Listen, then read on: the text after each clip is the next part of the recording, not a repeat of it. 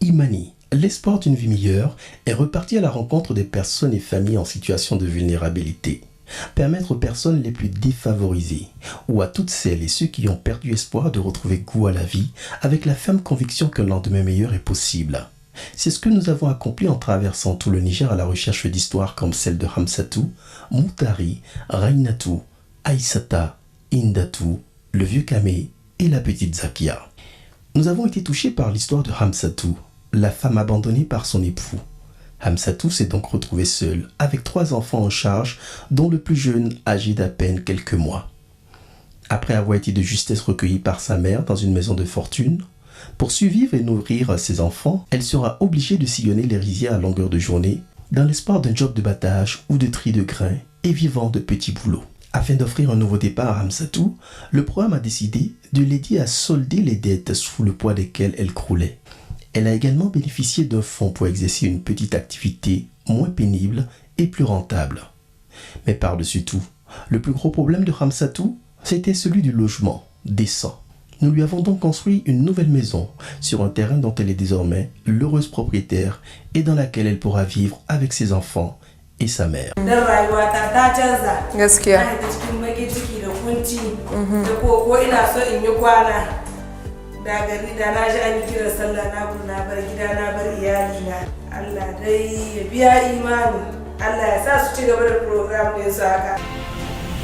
Imani réalise aussi des rêves d'avenir. Le fils aîné d'une modeste famille était loin d'imaginer que son souhait de devenir son propre patron pourrait devenir aussi vite réalité. Moutari, un jeune Nigérien âgé de 20 ans, qui a d'abord appris le métier de tourneur auprès de son père et de son frère aîné, a ensuite décidé de se former au métier de soudeur. À l'image de bon nombre de jeunes qui ont comme lui appris un métier auprès d'un patron, le diplôme obtenu vient le moment de s'installer à son propre compte. Une ambition normale pour Moutari, mais un rêve inaccessible pour cet adolescent issu de familles très pauvres dont les revenus suffisent à peine à subvenir aux besoins les plus urgents. Il a décidé de tenter le coup en appelant Imani à sa rescousse. Nous avons décidé de participer à la réalisation de ce vœu en mettant à la disposition de Moutari un kit complet d'atelier de soudure. Le programme a également financé la location d'une boutique sur une période de 6 mois ainsi que l'installation d'une ligne électrique. Aujourd'hui, Moutari est une fierté dans sa famille et la preuve que l'espoir est permis tant qu'on y croit soi-même. Ses ambitions sont de jour en jour plus grandes. Il se forme actuellement aux techniques de soudure chaudronnerie pour se parfaire et hisser son atelier à un niveau de compétence très qualifié.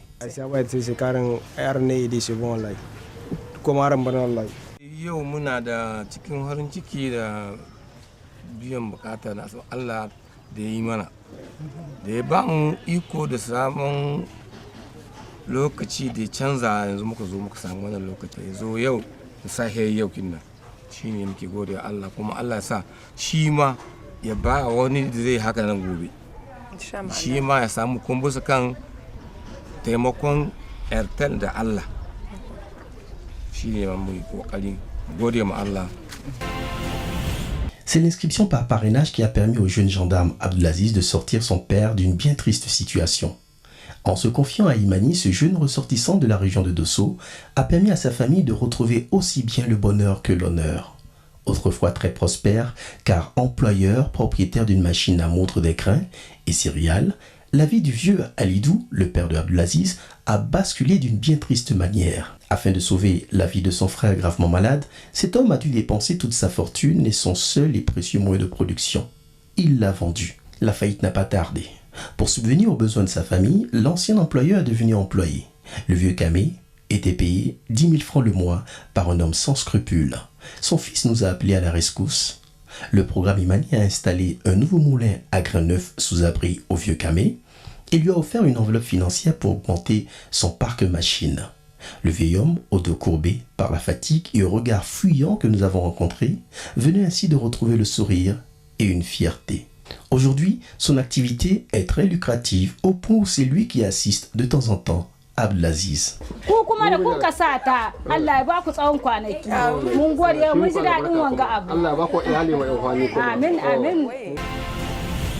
La petite Zakia souffre d'une difformité pathologique répartie sur son corps.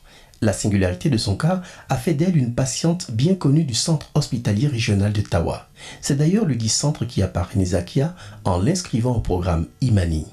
La tumeur a été diagnostiquée opérable, mais l'intervention chirurgicale qui pourra redonner sourire à Zakia et à sa mère nécessite des fonds assez élevés, un plateau logistique et technique inexistant à Tawa et une obligation de se déplacer sur Niamey, et au besoin à l'extérieur.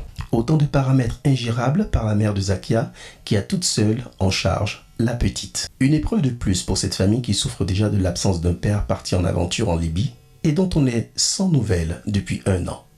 Le programme Imani a recueilli Zakia, sa mère et sa grand-mère à Niamey pour débuter les examens. Après 3 mois de suivi et d'examens divers, une première intervention a eu lieu à Niamey. Une partie de la masse a été retirée du dos de Zakia. Dans 2 mois, après cicatrisation totale, une nouvelle intervention sera programmée. Comment peut-on crouler sous des responsabilités de mère en n'étant qu'une enfant? La vie de Aïssatou est la réponse à cette problématique sociale.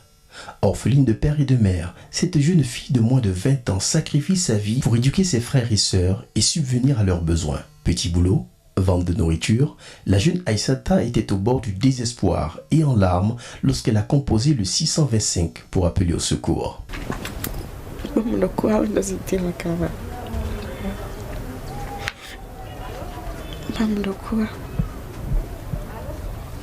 C'est grand-mère qui m'a dit.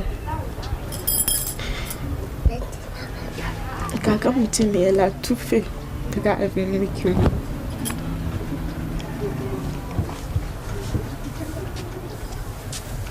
Ses amis, sa famille, elle a invité le Kaka.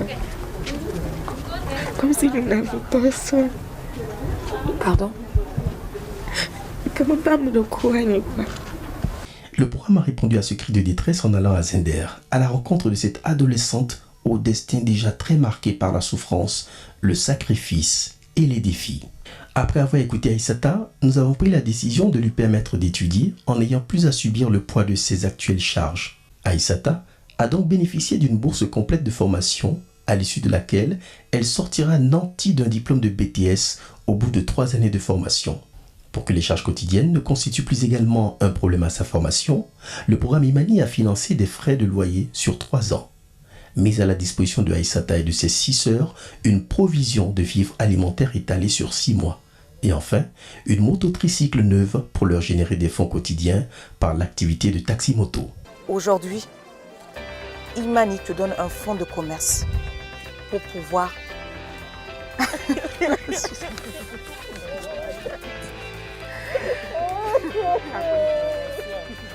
Tu auras ce fonds de commerce, Aïssata. Et tu sais de quel montant? 1 million de francs CFA.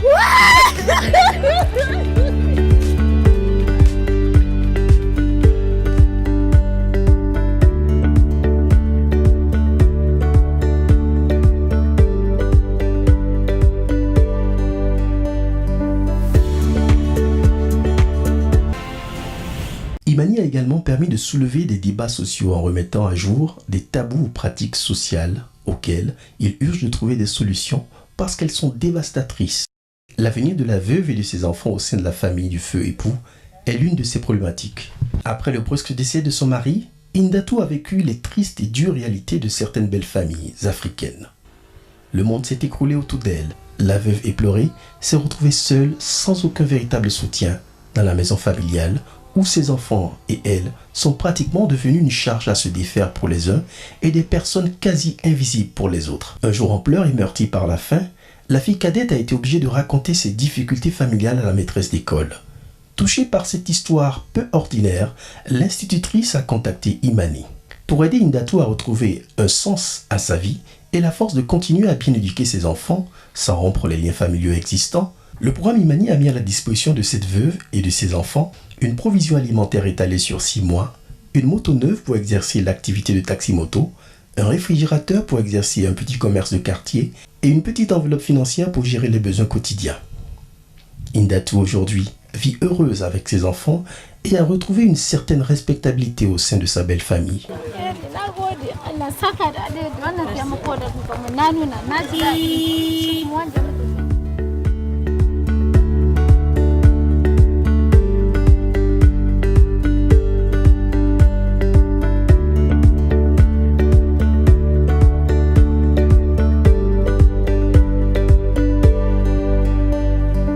Allah subhanahu wa ta'ala a dit tout celui qui aide son prochain, lui aussi aura une récompense divine. Un handicap n'est pas difficile à vivre, on s'y habitue.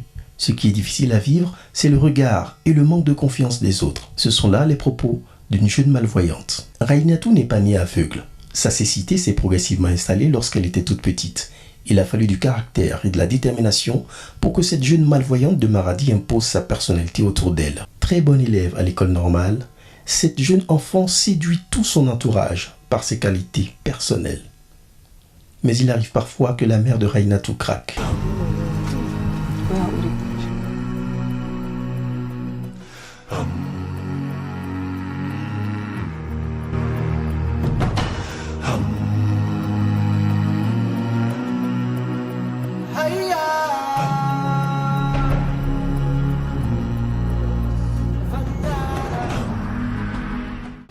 Le handicap s'avère lourd à vivre du fait du regard des autres et de la solitude.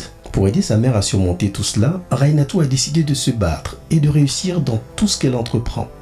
Imani lui a donné un coup de pouce en lui offrant une enveloppe financière pour gérer ses besoins quotidiens immédiats, un téléphone portable adapté à son handicap, un ordinateur portable configuré pour malvoyants, une moto tricycle adaptée à ses besoins de déplacement et qui servira également à générer des revenus quotidiens par l'exercice de l'activité de taxi-moto pendant qu'elle sera au cours.